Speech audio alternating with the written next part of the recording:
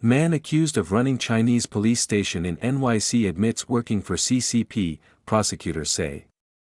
New York City, a Chinese American accused of operating an overseas Chinese police station in New York City admitted in FBI interviews that he opened the station, Assistant U.S. Attorney Lindsay Oken said May 6.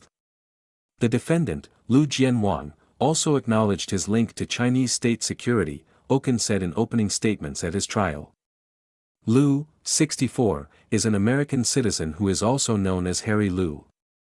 He is the former head of the America Chonglu Association, a New York City-based community organization.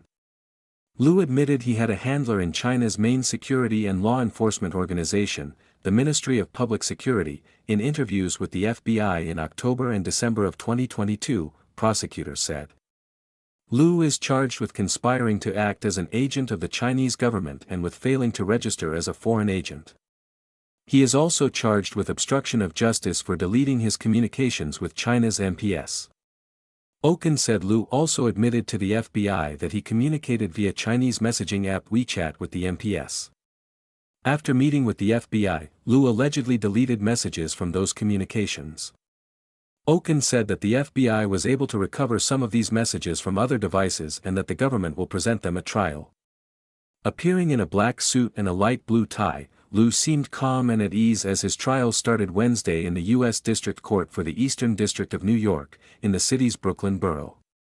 Under the Foreign Agent Registration Act, anyone acting on behalf of a foreign government is required to declare their association by filing documentation with an office of the Department of Justice.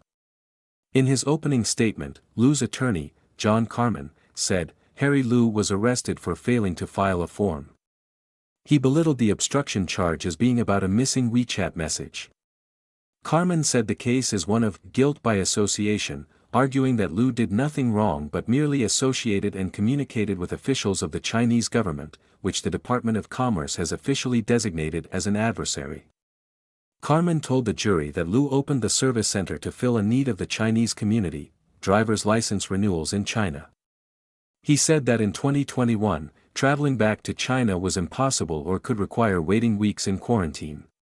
So, according to Carmen, Lu set up computer stations at the offices of the hometown organization American Chonglu Association, where local residents could process the renewal of their licenses and meet on Zoom calls with motor vehicle officials in Fujian Province, China.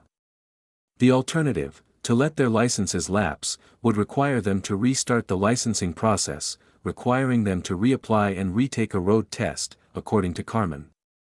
If he was an agent, he was an agent for local people, said Carmen, who disputed that Lu was operating under the control of the Chinese government.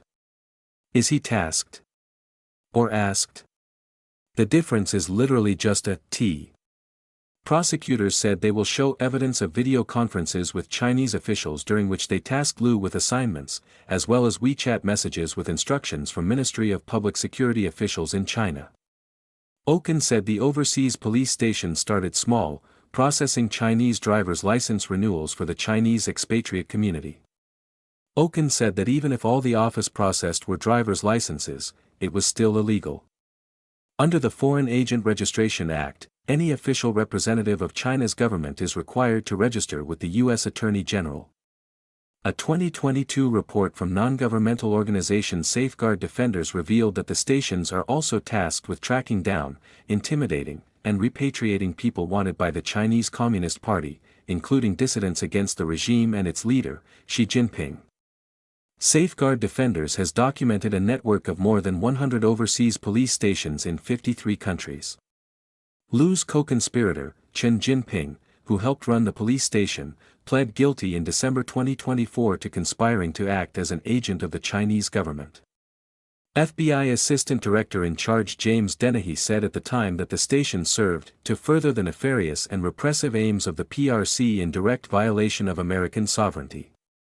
Lu stood outside the courthouse before his trial began with an assembly of supporters carrying signs that read, "No bias, no profiling, we love America, Chinese Americans are Americans, and stop racial profiling in our community." Prosecutors raised concerns about the group standing outside the courthouse because jurors arriving for duty would be forced to walk past them.